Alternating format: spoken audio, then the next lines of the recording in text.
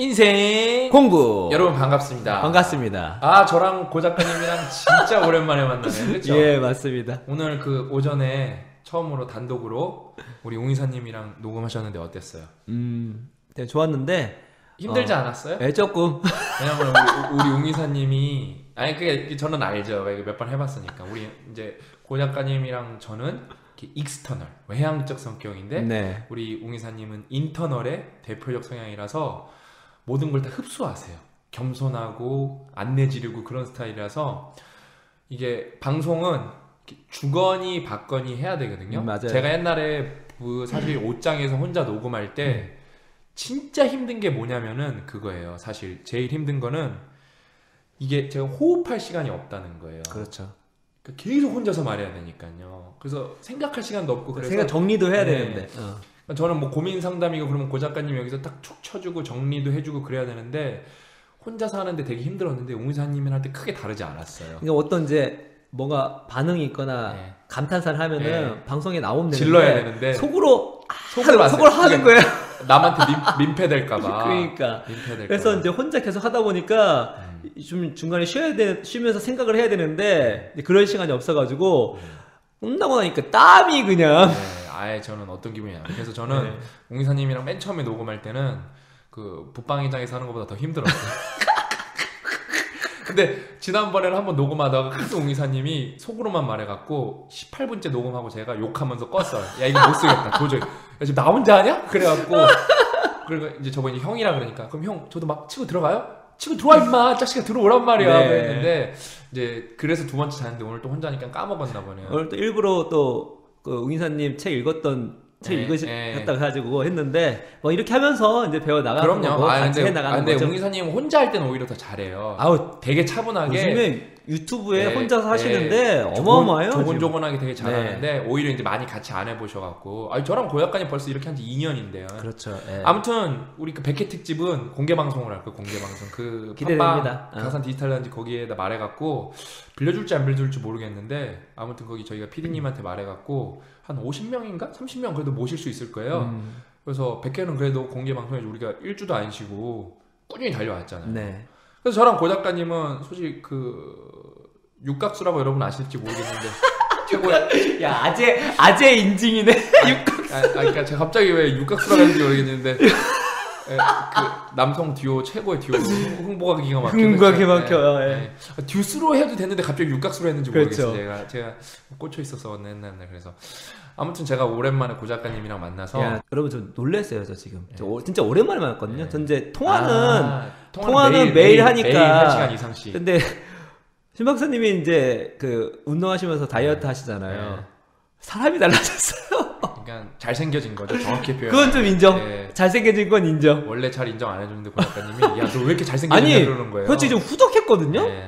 후덕했는데 샤프해졌죠 아주. 되게 아니 진짜 샤프해진 거예요. 처음에 약간 당황을 했어요 제가. 여러분 최고의 성형은 다이어트입니다. 진짜 근데 진짜 깜짝 놀랐어요 저 지금. 없어요. 아니 제 주변 사람들이 다 그래요. 진짜 잘생겨졌다고. 그게 제가 잘생겨진 게 아니라 살이 없어진 거예요. 그러니까 후덕한 게 샤프해지니까 오. 그러니까 또 그럼 여러분 너무 부담감 느껴서 너무 잘생겨지면 안 돼요. 저 좀 조심해야 되는데. 예? 아무튼 제가 좀 주의하도록 하겠습니다. 그래서 저 덜 그만 빼려고 너무 잘생겨지면 위화감 느끼니까. 아니 더 빼면 이상해요. 딱 지금 정당이에요. 더 빼보면 좀 아파 보일 수도 있으니까. 그렇지. 아무튼 저희가 고 작가님이 진짜 오랜만에 만나갖고 그러니까 그거예요. 진짜 다 바쁘니까 만나기가 어려운 거예요. 사실 이게 오늘 어떤 거냐면은 제가 오전에 강연이 있어서 서울에 갔다 오고 그 사이에 고 작가님이랑 우리 웅이사님이랑 녹음을 한 거고 잽싸게 후루룩 밥을 코로 먹는지 입으로 먹는지 모르고 웅이사님은 성남시청에 강연을 갔고 그 사이에 제가 와서 바톤 터치를 하고 고 작가님만 남아있고 녹음을 하는 거예요. 아무튼 그래도 이제 저희가 이게 이제 시스템을 구축하는 과정이거든요. 왜? 여러분이랑 접점 빈도수를 늘려야 되거든요. 그래야 여러분도 더 동기부여도 자주 되고. 그러니까 아시잖아요. 한 방에 변하는 분은 없어요. 듣다 보면 어느 순간 임계점이 딱 걸리는 거거든요. 그렇죠. 저희가 그래서 웅이사님도 제가 말씀드렸듯이 이게 만만한 분이 아니에요. 신학이랑 경제학을 연대에서 복수 전공하고 카이스트 사회적 MBA도 전액 장학생으로 다녀서 되게 엘리트고 인재예요. 그래서 근데 그런 원래 엘리트 인재들이 싸가지 없는데 험불하시고 되게 아, 겸손하시고. 착하죠. 네. 네, 너무 착해갖고 문제 있어요, 내가 볼 때. 가끔 재수 없어요, 그래갖고. 아무튼 그렇게 해갖고 이게 진짜 저희가 점점 개성이 다른 사람이 셋이나 모였고, 그 다음에 저희가 이제 이 스튜디오가 4명으로 세팅을 해놨는데 게스트를 많이 모실 거예요. 그래서 저는 지금 무슨 생각을 하고 있냐면 다 아이디어인데 사실 그 이론적으로 제일 많이 하는 친구들은 대학원생 친구들이 그냥 박사 3, 4년 차야 친구들이 각 분야 이론은 제일 많이 알아요. 저희가 그 친구들 장학금을 좀 주면서 좀 방송에 한 에피소드 3개, 4개 그러면서 좀 돈 좀 주면서 좋네요. 그럼 그 친구들 좀 경제적으로 보탬도 되고 그 다음에 그 친구들이 전문적으로 알고 있는 지식을 여러분들 좀 쉽게 풀어주고 저랑 옹 이사님이랑 고 작가님이랑 맞장구 쳐주면서 혹시 우리 청취자분들 중에 만약에 대학원생이 자격이 되신다 그러면 굳이 심각하게 고민해 보세요. 그냥 왜 지금 여기서 대학원생이라고 명칭을 했냐면은 그러니까 그 회사원이면 낮에 시간을 빼기가 어렵거든요. 근데 대학원생도 솔직히 맘먹고 시간 빼면은 평일 낮에도 뺄 수가 있어요. 그래서 일단은 그 안정적으로 가려고 대학원생이라고 꼬집어서 말한 거고 뭐 직장인도 상관없고 대학원생 아니어도 좋습니다. 대학생이어도 좋고 뭐 그냥 아무 분이어도 좋으니까 뭐 고등학생 분이어도 좋으니까 자기가 충분한 지식이 있고 그러니까 여러분 이렇게 나와서 말하려고 하면은 생각보다 어려워요 이게. 쉽지가 않죠. 왜냐면 저희가 많은 고수분들을 모셔봤는데 어버버 하는 걸 너무 많이 봤어요. 이게 개인하고 말하는 것도 아니고 그 다음에 누군가한테 지식을 전달할 때는 여러분이 충분한 경험이 없으면 말이 꼬이게 돼 있어요. 100% 꼬이게 돼 있어요. 뭐 저도 처음에 지금 뭐 엄청 뭐 그건 아니지만 과거에 처음에 엄청 버벅거렸죠. 예, 그래서 그 꼬이게 돼 있기 때문에 아무튼 그거를 좀 그러니까 좀 이렇게 공력이 있는 분들 위주로 해갖고 저희가 이렇게 방송도 더 다양하게 구성해 보려고 노력을 할 예정입니다. 그리고 뭐 이제는 좀 안정권에 들어가면 뭐 어떤 이슈가 터졌을 때 이슈 전문가들 이슈 분석 뭐 신 박사님이나 저 주위에 워낙 각 분야에 뛰어나신 분이 많이 계세요. 저희가 이제 모셔서 같이 좋은 얘기 한번 들어보고 현안의 문제들의 핵심을 한번 알아볼 수 있는 그런 시간도 가질 생각입니다. 예. 그래서 오늘 오랜만에 이제 저랑 고 작가님이랑 만나서 방송을 뭘 할까 제가 고민을 해왔는데 제가 최근에 이렇게 접하게 된 책이 있어요. 이게 좀 신간인데 하버드의 마지막 강의라고 해갖고 또 우리가 어디 꿀리는 거 싫어하잖아요. 그래서 하버드에서 뭘 가르치나 제가 또 잽싸게 한번 봐봤어요. 근데 이제 뭐 하버드에서 뭘 가르치는 건 저는 딱히 뭐 저는 그런 거에 권위에 쫄지 않거든요. 뭐 나도 노벨 수상자랑 논문 들어봤는데 뭐 하버드 별거 있어. 저는 그 주의거든요. 여러분도 하버드에 쫄 필요 없어요. 여러분 어떤 모 경제학자를 표방하는 사람도 하버드 출신인데 다 틀려요. 예, 제가 그 사람 뭐 본명 실명 거론을 못 하겠지만 아주 하버드 출신의 허접한 사람도 생각보다 많습니다, 여러분. 그러니까 절대 쫄 필요가 없어요. 여러분이 더 뛰어난 경우도 많아요. 근데 이 책이 이제 뭐 하버드 강연에 관한 건데 이제 하버드의 마지막 강의라는 책에서 이 5가지 질문이 나와요. 그게 생각보다 되게 괜찮더라고요. 그래서 그 5가지 질문을 여러분도 좀 아셨으면 좋겠어서 그 5가지 질문을 제가 오늘 그 방송에서 고 작가님이랑 얘기를 나눠보려고 해요. 거기서 이제 그 5가지 질문이 나오는데 꼭 자기 인생에서 해봐야 된다는 질문이에요. 그래서 이제 거기서 첫 번째 질문이 뭐냐면은 Wait, what? 그게 뭐냐면은 잠깐만요. 뭐라고요? 저는 이게 맨 처음에 이게 뭔 질문이야 그랬어요. 책을 읽으면서 잠깐만요. 뭐라고요? 이게 뭔 질문이야? 근데 이제 책을 좀 읽어보니까 이게 무슨 뜻인지 알겠어요. 이게 되게 중요한 질문이더라고요. 그러니까 일단 잠깐만 뭐라고 이게 무슨 뜻이냐면은 바로 판단하지 말자 이거예요. 섣부르게 판단하지 말자. 그러니까 좀 이렇게 생각할 시간을 갖자. 이게 저가 뭐 질문하면은 뭐 항상 어떤 되게 막 구체적인 질문들이 있잖아요. 그런 것만 생각했는데 솔직히 이 질문이 그 5가지 질문 중에서 저는 제일 산뜻했어요. 왜냐면은 저랑 고 작가님도 섣부른 판단을 아주 자주 하거든요. 그래서 사실 우리가 이게 여러분을 위한 방송이 아니라 저랑 고 작가님이 이렇게 깍지 끼고 엎드려 뻗쳐하면서 해야 되는 질문인 것 같아요. 서로 반성하려고. 저희가 그 2년간 지난 날을 돌아보면 출판 준비를 하면서 섣부른 판단 어마어마했죠. 너무 섣부른 판단을 어마어마하게 해갖고 진짜 섣부른 너무 판단도 많았고 네. 여러분께 뭐 메타인지 워낙 말씀드리지만 제가 메타인지가 부족했던 걸 많이 깨달았기 때문에 또 그게 중요하다고 말씀드리는 거예요. 저희가 저희 상황을 잘 파악하지 못한 것도 많이 있었고. 예. 그래서 아니 진짜 여러분도 저는 이게 되게 중요한 질문인 것 같아요. 일단은 누가 이렇게 막 뭔가를 요구했을 때 거기에 절대 감정적으로 반응할 필요도 없고 거기에다가 바로 선택을 내릴 필요도 없고 한번 일단 질문을 해왔어요. 그 사람한테. 잠깐만요. 뭐라고요? 이걸 또 뉘앙스가 중요하죠. 싸가지게 잠깐만 뭐라고? 이렇게 하면 안 돼요. 그렇죠? 그러니까 아니, 잠깐만요. 뭐라고요? 이렇게 좀 그래서 그 사람도 여러분 자신도 어떤 생각할 시간을 가지면서 상황을 정확하게 파악하고 그게 메타인지를 또 올리는 거죠. 상황을 정확하게 파악해서 실수를 줄이는 거지 이 질문이요. 그 다음에 뭐라 그럴까 너무 어떻게 이렇게 리스크 관리죠. 리스크 관리 쉽게 말하면은 이 작은 질문이 생각보다 많은 리스크를 관리할 수 있다고 저는 생각을 하거든요. 그 치비스 테니스의 자신 있게 결정하라. 그 책에 이제 4가지 그 의사결정 과정이 있는데 저희 완공 책에도 실었습니다만 그 중에 이제 세 번째죠. 세 번째가 뭐냐면 attain distance before deciding이에요. 그러니까 우리가 어떤 결정을 할 때 결정을 방해하는 것 중에 결정을 잘못 내리게 하는 것이 단기 감정이거든요. 욱하는 거, 두려운 거, 아니면 너무 흥분한 거 때문에 상황을 냉정하게 판단하지 못하고 섣부른 판단을 하게 되는 경우가 많다는 거 우리가 했던 것처럼 그때 그 치비스 테니스도 그때 얘기하는 게 attain distance 거리를 확보하라는 거죠. before deciding 결정하기 전에. 그러니까 비슷한 거죠. 잠깐만요. 그러니까 무언가를 결정하고 판단하고 하기 전에 어느 정도 텀을 둬라. 근데 선택도 그렇고 판단도 마찬가지예요. 평가도 마찬가지입니다. 우리가 누군가를 얘기를 할 때 한 가지를 보면 10가지를 안다. 그 얘기를 잘 하셔야 돼요.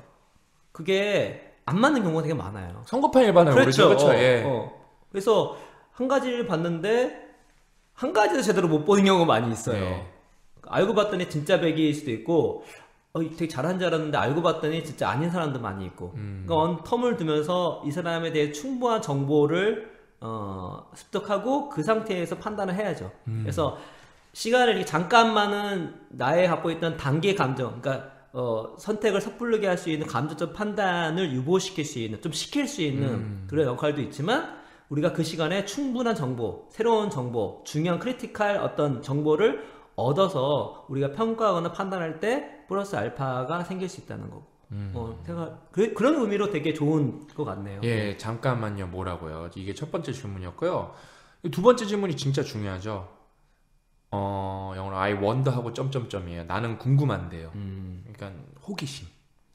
이게 핵심이죠. 인간의 그렇죠. 핵심이죠, 진짜. 네. 그러니까 사고하는 동물의 핵심은 이제 제가 볼 때 뭐 호기심이 뭐 거의 넘버원이죠, 진짜. 가장 중요하죠. 그러니까 아이들 보더라도 인간이 호기심 동물이구나 알 수가 있죠. 그러니까 제가 그 강연에서 맨날 하는 질문이 있어요. 여러분, 그러니까 인생을 더 풍요롭게 살고 행복하게 살고 제대로 살려면 여러분이 꼭 생각해야 돼, 꼭 진짜 가슴속에 항상 품어야 되는 단어 하나가 why라고. why, 왜?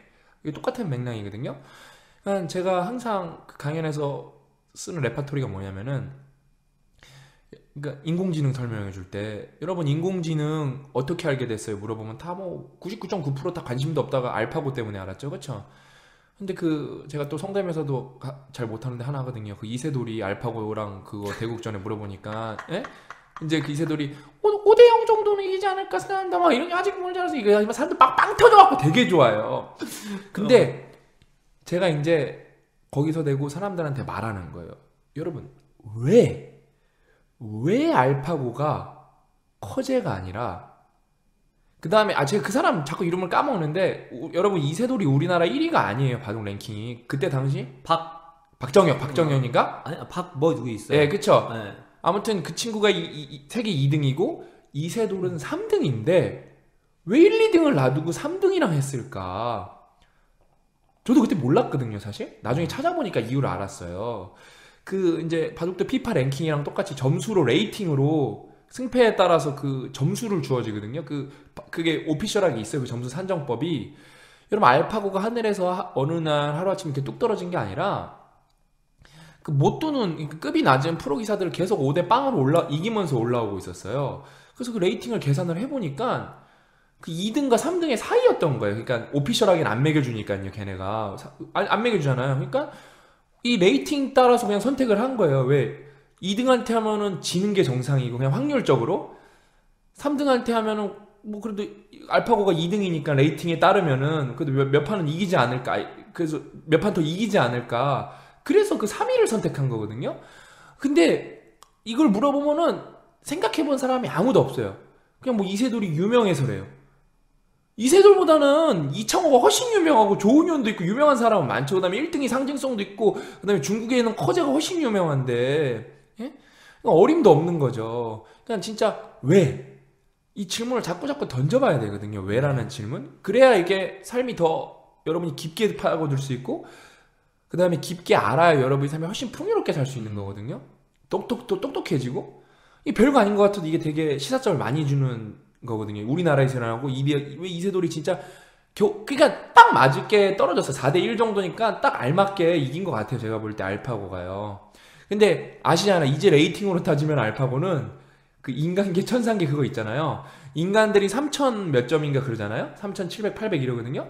되게 정확하지 않은데 알파고는 이미 뭐 5,000 몇 점을 넘어서 천상계에 있어 이제. 레이팅 역대 최고는 이창호 전성기 때가 최고였죠. 그래서 이미 어림도 없어요. 알파고한테 레이팅으로 따지면요. 그래서 바둑 둬야 돼요. 그래서 알파고 은퇴했잖아요. 이제 바둑 다 이기고. 예? 그래서 그게 요즘 진짜 항상 호기심을 가지셔야 돼요. 그러니까 회사에서도 그러니까 예를 들어 회사 생활은 제가 굳이 호기심까지 가지라는 말은 안 하겠어요. 왜냐면 회사 생활은 제가 볼 때 호기심 없이 업무만 잘해도 나쁘진 않은 것 같아요. 근데 여러분 개인 삶에 있잖아요. 삶에서 이렇게 우리 주변에 이슈가 있으면 쟤는 왜 저렇게 행동할까? 왜 그럴까? 이거는 왜 이렇게 벌어졌지? 그래야 여러분 이 호기심이 있어야 여러분이 공부도 재밌게 할 수 있거든요. 억지로 하니까 여러분 공부가 재미없는 거거든요. 그래서 이게 진짜 중요한 것 같아요. 나는 궁금한데요. 더불어서 남들이 다 당연하고 상식적인 거라도 이게 왜 상식이야? 맞아요. 진짜 그래? 이런 것들이 되게 중요하죠. 그냥 그런 것들을 만약에 깨부셨을 때 창의적 아이디어가 나오는 그 파급 효과가 어마어마하죠. 그래서 남들이 다 안다고 고정관념이나 상식으로 다 옳다고 여겼던 그런 것들에 대해서 의문을 표하는 것들, 거기서부터 뭔가 창의적 발상이 시작이거든요. 또 비판적 사고의 시작이고. 저 사람은 뭐 유명하고 뭐 잘나고 하지만 진짜 저 사람이 맞아? 최근에 그거 있었네요. 고 작가님이 진짜 되게 잘 짚어주신 게 최근에 그 주식왕이라고 박모 씨가 완전 개털리셨잖아요. 그렇죠. 근데 저도 좀 궁금했었어요. 어떻게 저렇게 돈을 많이 벌었지? 근데 저는 그 사람 좀 안 좋아했던 게 인문학 공부하라는 거예요. 자꾸 주식왕 되려면은 자기는 철학책으로 주식왕이 됐다는 거예요. 그러니까 이제 그분이 뭐 1,500만 원에서 400억까지 주식 투자했는데 그러면은 투자 수익률이 워런 버핏보다 훨씬 높고 워런 버핏을 이긴 사람이 단 한 명도 없잖아요. 그 복리로 그러니까 이게 노출이 되면서 사람들이 의문을 표하는 게 일단은 수익률 자체가 말이 안 되고 수익률이 말이 안 됐어요. 두 번째로 진짜 또 의심의 결정사 중에 하나가 말씀하신 거랑 비슷한 게 추천하는 책이 있었어요. 근데 이쪽에서 업계에 계시고 좀 더 공부하신 분이 봤을 때는 정말 말도 안 되는 책을 많이 추천하거든요. 워렌 버핏한테 끝발도 못 붙이는 분들인데도 그래도 우리나라에서 제일 잘하는 분들이 책이 이상한 책을 많이 추천한 거예요. 그러니까 아니 이런 책을 읽고 그런 수익을 냈다고 하면서 많은 사람의 의문을 표한 거죠. 그렇게 이제 여론이 형성되고 나오다 보니까 결국에는 진실이 드러났죠. 근데 저는 사람들이 그 친구의 뭐 기부 의도는 선하니까 그걸 비하하지 말라는데 솔직히 그 친구 기부한 건 기부한 거고 그다음에 그 친구 돈도 아닌 부분도 많았고 그 친구 거짓말을 되게 많이 했어요. 그 다음에 막판에는 반성도 안 했어요. 그래서 사람들이 막 비판하니까 자기가 반성도 안 한 걸도 다 내리고 그랬거든요. 저는 그 친구 무슨 솔직히 의도가 있을 거라고 봐요. 아무리 생각해봐도요, 진짜. 그러니까 저는 그 친구 별로 동정해주고 싶은 마음이 없어요, 사실. 이거는 할 수가 없는 게 공개적으로 자기가 거짓말을 한 거고 한두 번 한 게 아니고. 그렇죠. 그리고 그러니까 그런 거짓된 토대 안에서 돈을 모은다 한들 그게 얼마나 장기적으로 가겠으며 그런 사람이 개입된 일이 잘 될 확률이 얼마나 있겠으며 이런 선한 일이라는 것은 되게 영향력이 중요한데 과연 그걸 보고 많은 사람이 뭘 배우겠어요. 그러니까 종합적으로 봤을 때 동정할 수 있는 그런 계제가 아니고 이거는 비판받아 마땅하고 이런 식으로 얘기를 하고 살아가면 안 되는 거죠. 아니 전 고 작가님 말이 너무 여러분 이 좀 약간 벗어난 얘기하지만 거짓말로 여러분 오래 버틸 수가 없어요. 당연하죠. 그냥 제가 하나 재밌는 제 실례로 해드릴게요. 그 두근두근이 나왔을 때 어떤 분이 악플을 되게 길게 달아갖고 저희 출판사에서 연락이 왔어요. 이거 보셨냐고. 제가 가서 보니까 그냥 일반 악플은 아니에요. 그러니까 어떤 악플이냐면은 제가 두근두근의 장점이라고 타임라인에 꾸준히 썼던 거를 종합을 해서 다 반대로 쓰셨어요. 그러니까 타임라인을 되게 오래 보신 분이에요. 왜냐면 일반인은 그렇게 악플을 차분하게 길게 달지는 않아요. 그래놓고 이제 그러니까 경쟁사일 수도 있고 뭔지는 모르죠. 누군지는 모르죠 우리는. 근데 이제 뭐 추정을 하는 거죠. 근데 이제 저희가 그렇게 말한 거예요. 이제 저희 출판사가 그러니까 이거 되게 막 요목조목 달았는데 반박글을 쓸까요? 반박글 쓰지 말라고. 그냥 거기 그분이 마지막에 제가 보니까 돈 환불이 안 돼갖고 돈 버린 셈 치겠다 그렇게 쓰셨더라고요. 그러면 우리가 환불해주자고. 환불해주겠다고 쓰라고. 그분은 분명히 그 다음에 댓글도 쓰고 그분이 계속 그 다음에 그걸 다 퍼다가 날랐어요. 모든 서점에요. 그러니까 뭔가 의도가 있었어요. 제가 볼 때 분명히요. 왜냐면 보통 사면 자기 거에 산 거에만 다 퍼다가 날랐어요. 네, 예스면 예스24. 그렇죠. 그거. 근데 각 서점에 다 그걸 올렸다는 말씀이시죠? 네. 그런 민감하게 보시는 분인데 그래서 출판사에 그런 거에 민감하게 반응할 필요 없고 살다 보면 그런 일도 있을 거니까 이분이 우리 책 사고 기분 나쁘셨다니까 그 판매처에서 가져가는 거 빼고 택배비까지 포함해서 우리가 다 100% 환불해드리라고. 그분 분명히 보셨거든요. 환불 절대 안 해요. 절대 안 해요. 절대. 그러니까 분명히 목적이 다른 거예요. 네. 억울하다고 자기가 분명히 썼거든요. 환불 안 해줘서 억울하니까 우리가 억울하면 풀어드려야 될 거 아니에요. 우리는 그분 말대로 해드리는 거예요. 억울하다고 하니까요. 그냥 되게 안타까운 거죠. 그러니까 뭐 이유가 있겠죠. 근데 여러분 저는 뭐 그분도 그렇게 이해 못하는 것도 아닌 게 여러분 이 비즈니스라는 거는 팔지 못하면 망하는 거거든요.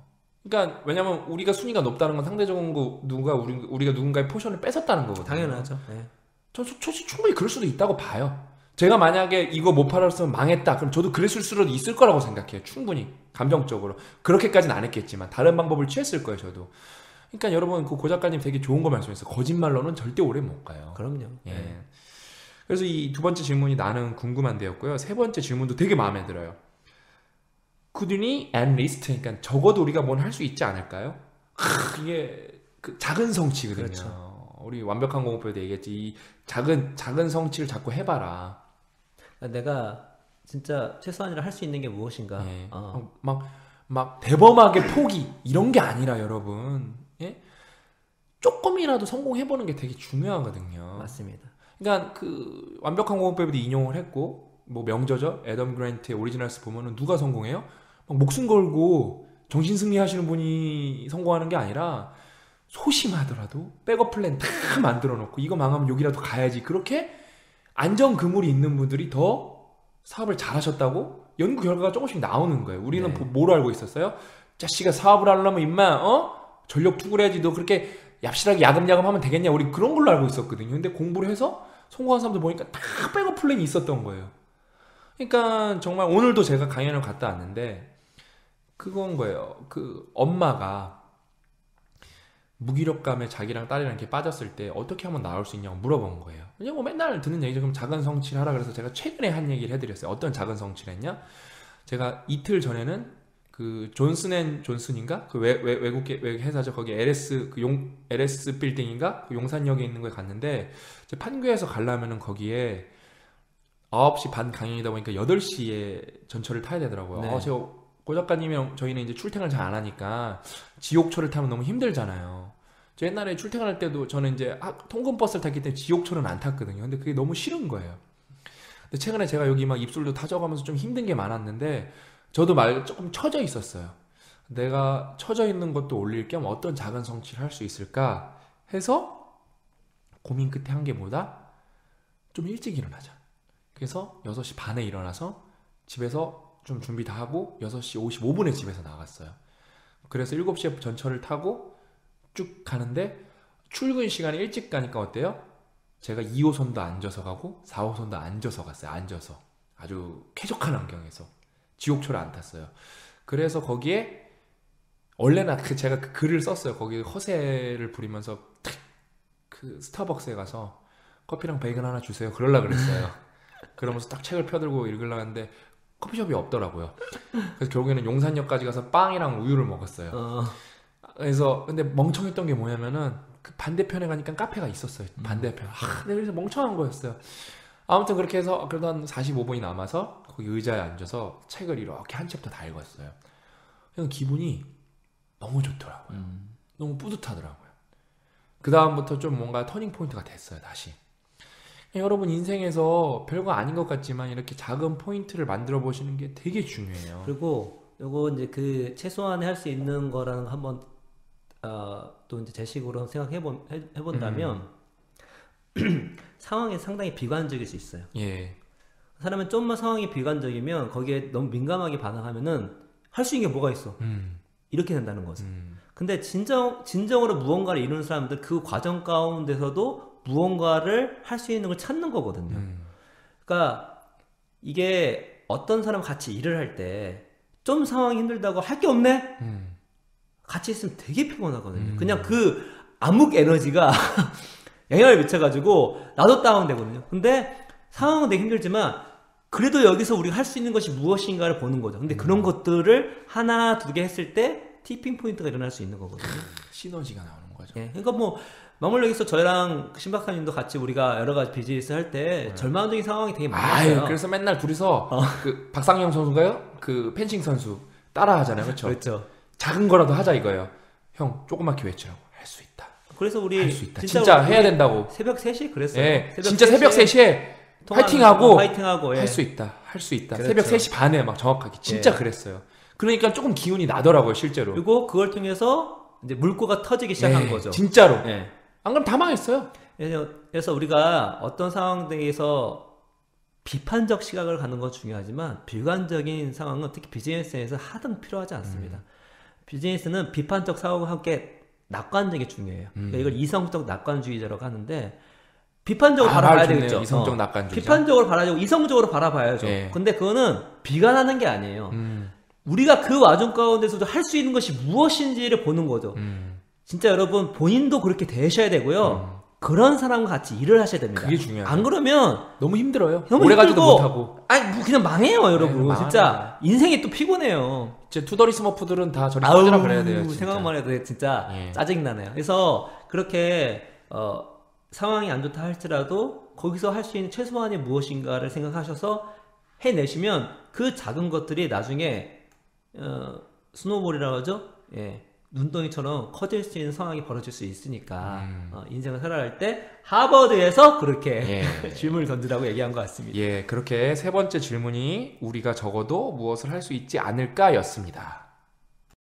네, 그렇게 이제 네 번째 질문으로 가보겠습니다. 네. 네 번째 질문은 뭐냐면요. How can I help? 그러니까 내가 어떻게 도울까요? 그냥 이게 질문이 되게 아시죠? 그냥 막 식상한 질문들이 아니에요. 그냥 되게 의외의 질문들이에요, 생각보다요. 이분 그렇죠? 누구라고요? 이분이 제임스 라이언 씨라고 박사님이라고 제11대 하버드 교육대학원 학장이고 예일 대학교를 수석으로 졸업하셨대요. 그러니까 우리 같은 질문은 안 하지. 뭔가 급이 되시잖아요. 임팩트가 있네요. 예. 그냥 깊이가 있잖아요, 확실히. 그러니까. 예. 그래서 내가 그렇죠. 어떻게 도울까요?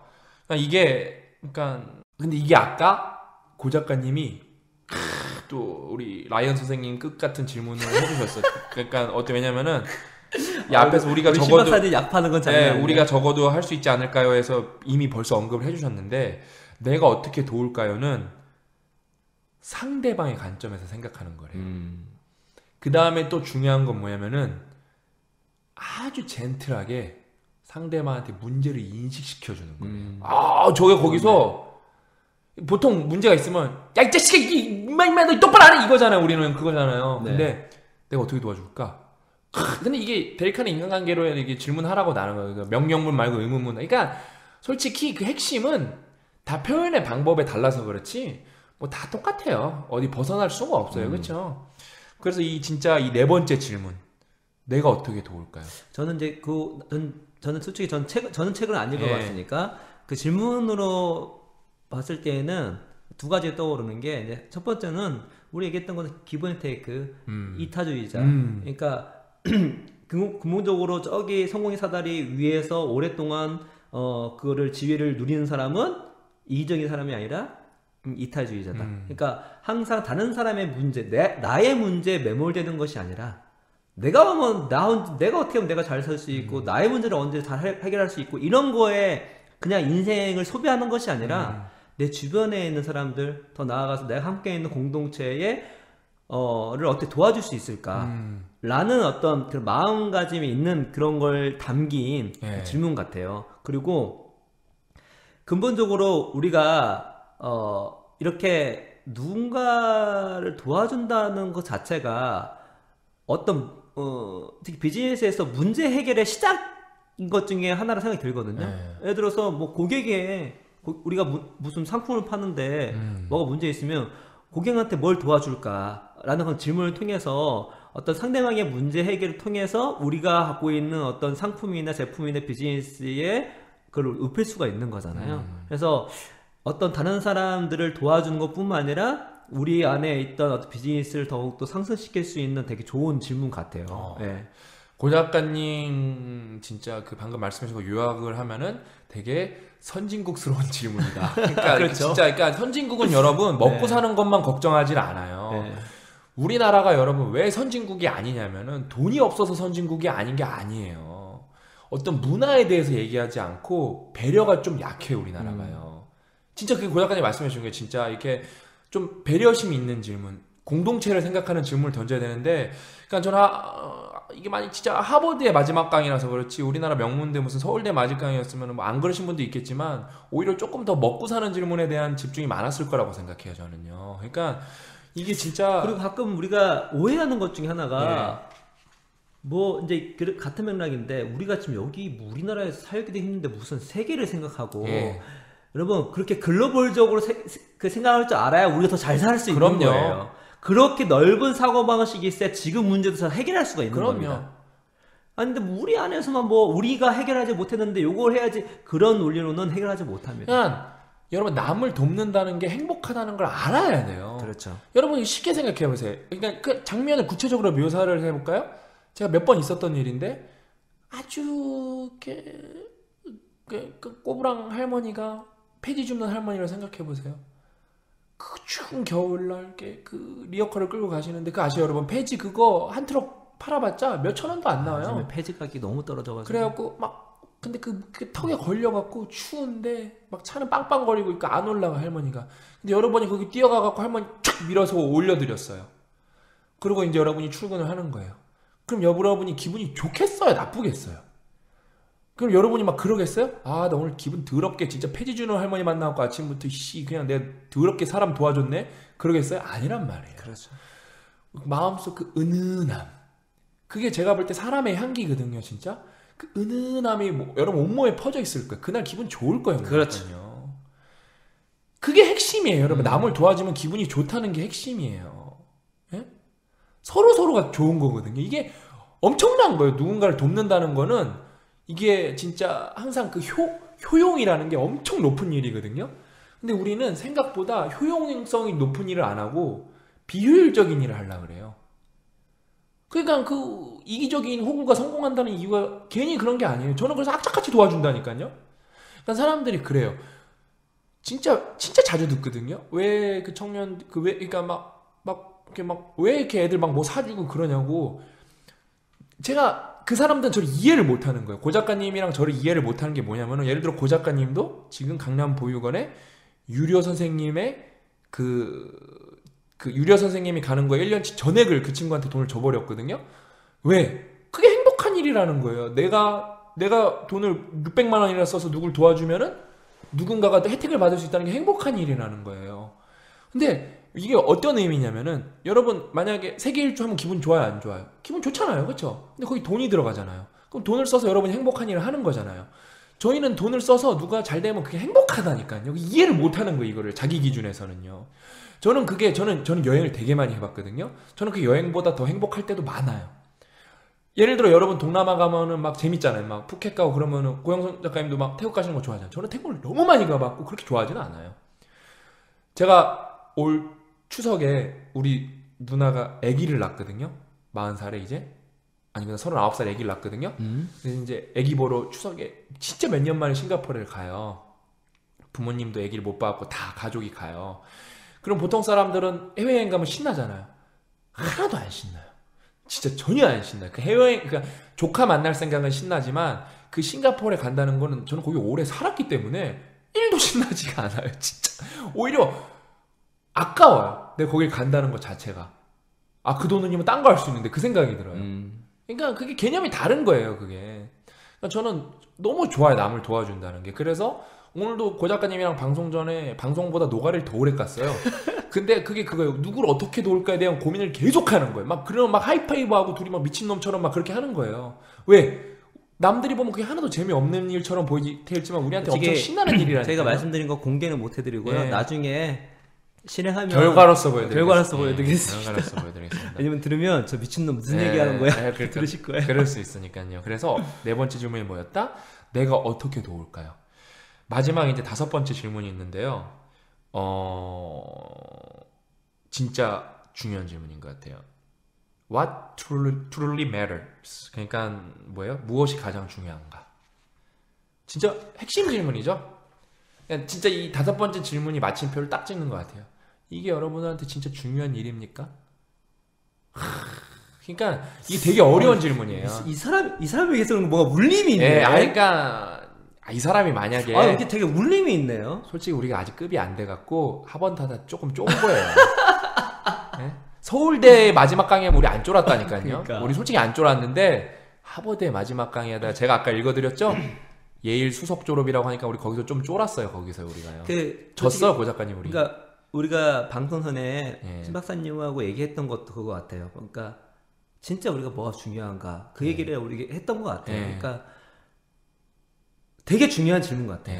왜냐면 지금은 어느 시대 때보다 어떤 이슈도 많이 터지고 일도 많이 터지다 보니까 그러니까 뭔가 혼재된 그러니까 뭐 너무나 그 소음이 되게 많다 보니까 그 가운데 휩쓸리다 보면은 진짜 나에게 중요한 게 무엇인가? 우리에게 중요한 것이 무엇인가? 우리 팀에게 중요한 게 무엇인가? 우리 나라에 중요한 것이 무엇인가? 우리가 인간으로서 우리의 인간의 종으로 중요한 게 무엇인가? 라는 그러한 핵심적인 질문을 놓치고 살 때가 많이 있고. 진짜 고 작가님이 되게 정확하게 말씀해 주신 게 뭐냐면은 저는 여성 인권 문제에 대해서 관심이 1도 없었어요. 사실 뭐 알 바 없지, 나랑 상관없지 그랬다가 왜 요즘에 이렇게 뭔가 저는 페미니스트란 말도 싫어해요. 딱히요. 그거를 주장하는 사람들의 스타일을 제가 그렇게 좋아하지는 않아요. 근데 어떻게 보면 제가 페미니스트의 역할을 하고, 여러분 페미니스트가 제가 누누이 말하지만 무슨 여성을 더 편애하자가 아니라 여성 인권이 낮으니까 평등주의자의 뜻 자체가 페미니스트가요. 그러니까 근데 어느 나라나 여러분 대부분 여성이 그러니까 사회적 지위가 남성보다는 조금 낮아요. 낮죠. 선진국일수록 그게 유리천장 지수가 그러니까 오히려 낮고 대한민국이 그 여성한테 유리천장 지수가 1등으로 높거든요. 매우 높죠. 후진국이에요. OECD에서 제일 1등으로 높아요. 1등으로요. 근데 왜 그 관심을 갖게 됐냐? 왜 이게 나한테 고 작가님이 말한 거 이게 왜 갑자기 나한테 중요한 문제냐? 내 딸이 있으니까. 얘가 겪을 문제랑 똑같은 거라는 거, 제 입장에서는요. 진짜 그게 중요한 거거든요. 고 작가님도 딸이 있단 말이에요. 여태까지 그런 관심도 없었다니까요. 제가 아들이었고 제가 차별을 받는다고 느껴본 적도 없고. 근데 제가 딸을 낳아보니까 알겠는 거예요. 예? 뭐 예를 들어 막 이렇게 장난 같은 거 쳤는데 어떻게 보면 누구는 성추행을 느낄 수 있는데 장난 가르쳤고 남자가 여자한테 그럴 수도 있지. 말이 안 된다는 거예요. 그게. 그 여자애가 그거를 위협을 받았고 느꼈으면 그건 잘못된 거라는 거예요. 근데 옛날에 그런 생각 안 했다니까요. 저도 그런 짓궂은 나쁜 장난을 했었고. 그러니까 그 반성도 하게 되고 이게 중요한 문제구나. 그걸 깨닫게 된 거예요. 관심도 없었다가요. 진짜. 그러니까 옛날에는 먹고 사는 문제 이런 것만 따지다가 진짜 만약에 우리 딸 인생이 그걸로 한 번에 무너질 수도 있다고 생각이 드니까 내가 이걸 조금이라도 보탬이 되는 사람이 돼야겠다는 생각이 든 거예요. 제가요. 그리고 우리 딸이 능력이 있는데 그 능력을 제대로 평가받지 못하고 단지 여자라는 이유만으로 얼마나 그건 말이 안 되잖아요. 그건 국가적 손해예요. 그렇죠. 그거는 우리 결이랑 체하의 손해가 아니라 국가적 손해, 국가적 손해예요. 네. 그러니까 솔직히 저는 그 박근혜의 제일 문제가 뭐였냐면은 그냥 여성 리더가 나와서 유능함을 보여줘서 그 사회적 격차를 해소시켜줬어야 되는데 그 진짜 이 병신짓의 끝을 보여줬잖아요. 진짜 곤장으로 다스려도 진짜 형편없을 정도의 짓들을 많이 했잖아요. 진짜 형편없었잖아요. 아주. 예? 그러니까 그게 너무 생각보다 형편없다 뭐 더 뭐 없나요? 뭐 형사가 저 솔직히 이거 비속어 나올 것 같아서 쌍욕을 막 하고 싶을 정도로 진짜 우리 사회 악이었단 말이에요. 그 여자가요. 그러니까 이제 부장님 말씀하신 것처럼 그런 우리가 알고 있는 것뿐만 아니라 파생적으로 나올 수 있는 것 중에 여성에 대한 어떤 그런 막말로 얘기해서 그냥 고립다신 분들은 할머니 할아버지들 뭐라 그러는지 아세요? 여자 안 뽑는다고 이렇게 나와요. 예. 이래서 여자 뽑으면 나라 망한다니까 이 얘기한다. 무슨 말도 안 돼. 성급한 일반화하고 그렇죠. 있다니까요. 근데 이런 것들이 부수적으로 나온다는 거예요. 게다가 음모론. 원래 음모론은 정말로 안 좋은 건데 지금 따져보면 야 이거 완전히 무슨 음모론스러운 일이 벌어진 거잖아요. 무슨 뭐 그냥 최순실이 나타나가지고 신뢰가 확 떨어진 거죠. 나라 뭘 해도 음모예요. 아마 누가 예전에 뭐 야 바깥에서 대통령 다 이렇게 꾸짝꾸짝 해가지고 하고 있다 그러면은 야씨 그걸 말도 안 되는 얘기 하지 말라고 그 뭐 상식도 안 되고 음모론적인 얘기 하지 말라고. 근데 그게 진짜 팩트였어. 이게 팩트가 된 거야. 근데 그렇다고 하더라도 다른 음모론이 정당성을 얻는 게 아닌데 불구하고 야 그거 봐라 이러한 어떤 반론의 여지를 줬다는 것 자체가 이 어떤 우리가 사회적 담론 속에서는 매우 안 좋은 일이 벌어진 거죠. 그래서 진짜 여러분도 살면서 이게 나한테 진짜 중요한 일인가라는 질문을 던져보면은 스트레스가 줄어들 수가 있어요. 왜? 안 중요한 건 쳐내면 되거든요. 그렇죠. 그러니까 이게 정말 나한테 중요한 문제인가? 만약에 안 중요한 문제면은 문제가 없어지는 거예요. 그러면 문제가 없어지기 때문에 거기에 상응하는 걱정이 없어지는 거고요. 이게 되게 중요한 질문이에요. 마지막 질문이요. 그다음에 여러분 우리의 인생은 유한합니다. 시간이 한정적이라고요. 거기에 쓰잘데기 없는 일 하다 보면은 여러분 어때요? 허송세월 보내다가 죽음에 가까워지는 거예요. 진짜 이 1초 1초가 아까운 인생인데 그거 진짜 허투루 쓰면 되겠습니까? 진짜 중요한 일 해야지. 그러니까 너무 솔직히 제가 막 지금 고 작가님한테 되게 막 보여줬는데 입술이 막 터져가면서 일하는 게 그러니까 제가 솔직히 그 얘기를 했어요. 제가 다른 사람들은 지금 위의식을 막 못 느끼는지 모르겠는데 저는 그렇게 생각하거든요. 전 지금 현대가 망할 수도 있다고 생각하거든요. 아직 인내력이 있을 때 우리가 많은 걸 해놔야 돼요. 안 중요해 보이지만 진짜 중요한 일들 해놔야 된다고요. 교육, 뭐 인권 이런 걸 다 해놔야 된다고요. 왜냐면 여러분 갑자기 이제 먹고 사는 문제가 중심으로 들어오면 딴 거는 들어올 수가 없어요. 그건 여러분 인간의 진짜 본능은 무엇보다 세기 때문에 내가 생존의 본능을 위협을 받기 시작하면 다른 건 다 뇌가 그렇게 생겼어요. 뇌가 후순위로 확 밀리게 돼요. 생존의 위협을 느끼면 뇌의 그 망상 활성계에서 다른 정보들 다 차단을 하고요. 생존에 위협되는 것들을 보존하는 것들, 보호하는 것만 정보를 받게 됩니다. 근데 그 외에는 들어오지가 않는 거죠. 그 사드 문제 때문에 현대자동차가 안 팔린다고 하는데 전 그렇지 않거든요. 경쟁력이 없어서 그 기회였다, 빌미를 준 거라고 생각하거든요. 현대자동차가 그러니까 정확하게 연수는 기억이 안 나는데 중국에서 영업이익을 그렇게 많이 냈었는데 10몇 년 만에 중국 공장을 휴가를 줬어요. 말이 휴가지 문을 닫은 거예요. 왜냐면 차가 너무 안 팔리니까. 그러면 여러분 현대자동차에 밑에 있는 협력사가 코스피 상장회사도 있어요. 만도 같은 회사도 엄청 큰 회사인데 다 현대배한테 납품회사거든요. 그게 이게 되게 심각한 문제예요, 여러분. 근데 이게 여러분이랑 직접적으로 관련이 없으니까 이게 지금 되게 크게 안 와닿는 거거든요. 저는 근데 이거를 저랑 고 작가님은 어떻게 보면은 사회 지식인이고 여러분들한테 어떤 걸 일깨워주는 역할을 해야 되는 게 저희의 포지션이기 때문에 저는 진짜 지금 여러분이 하는 걸 하나라도 메시지를 더 전달하고 싶고 한 명이라도 더 빨리 일깨우고 한 명이라도 영어를 한 명이라도 더 하게 하고 소프트카피를 한 개라도 더 팔 수 있게 하고 이런 거를 빨리 제가 해야 되는데 그거를 못하니까 지금 답답해 죽겠는 거예요. 제 능력이 못 따라가니까요. 그러니까 능력을 안 따라가야 되는데 해야 되는 일은 많으니까 입술이 터지는 거예요. 결국에는요. 근데 제가 또 메타인지가 높아졌어요. 저 최근에 입술이 안 터졌었거든요. 계속 제가 이 인생 공부 보면 맨날 입술 터졌다는 얘기가 있었는데 최근에 안 터지니까 내가 열심히 안 살았구나. 그 생각이 드는 거예요. 이 신호인데 나한테 적당히 터져줘야 되는데 이게 그래서 최근에 내가 열심히 안 살았나 보구나. 반성했어요. 제가 조금 더 열심히 살아야겠다. 요즘에 제가 신경 쓰는 게 되게 많았거든요. 이게 탁 터져버린 거예요. 아무튼 오늘 이렇게 저랑 고 작가님이랑 오랜만에 만나서 이 하버드 마지막 질문 한번 제가 이렇게 하버드 마지막 강의라는 읽어주실래요? 책에 이 제임스 라이언 아저씨가 해주신 5가지 질문을 제가 좋네, 고작가님 나눠봤는데 질문이 질문이 첫 번째 질문이 잠깐만 뭐라고요? 이거 진짜 저는 이 질문이 제일 그러니까 마지막 질문이 사실 제일 중요하고 임팩트가 있지만 저는 개인적으로 제일 좋아하는 건 첫 번째 질문이에요. 왜냐면 이런 질문은 이거를 질문이라고 생각을 안 해봤어요. 여러분이 5개 질문 중에서도 여러분의 상황과 여건에 따라서 지금 확 와닿는 질문이 있을 거예요. 그 질문부터 답변하면서 지금 어떤 자기의 일이나 삶을 이렇게 읽어가시면 좋을 것 같네요. 그다음에 이제 두 번째 질문이 나는 궁금한데요. 세 번째가 우리가 적어도 뭐뭐는 할 수 있지 않을까? 네 번째 질문이 내가 어떻게 도울까요?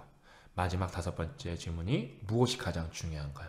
근데 저희는 이 책 내용보다 이 질문에 너무 감동을 많이 받아서 책 내용도 나쁘지 않은데 나중에 고 작가님이 이걸 비즈니스에 어떻게 좀 적용시킬 수 있나 그거에 또 고민을 할 겁니다. 이게 이제 지식의 파생이잖아 이게. 그냥 저희는 하버드한테 쫄지 않습니다.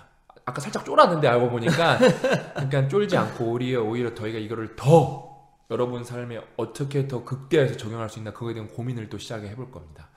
그래서 제가 오랜만에 이렇게 고 작가님이랑 녹음을 해서 저도 너무 좋고 좋네요. 이게 진짜 오랜만에 호흡했는데 아까 말씀드렸지만 육각수 흥보가 기가 막혔죠. 쿵짝쿵짝이 너무 잘 됐어요 진짜. 그래서 이제 이 스튜디오 세팅도 끝났고 아직도 좀 미숙한 점이 있어요. 근데 그거는 저희가 차차 늘 거고 이제 이윤구 대표랑 셋이서도 같이 할 거고 그다음에 게스트도 모실 거고 해갖고 저희가 방송의 질과 양을 동시에 올리기 위해서 더 부단히 노력하도록 하겠습니다. 예, 오늘 고 작가님 수고 많으셨습니다. 신 박사님 수고했어요. 예, 오늘 여기서 방송 마치도록 하겠습니다. 수고하셨습니다. 수고하셨습니다.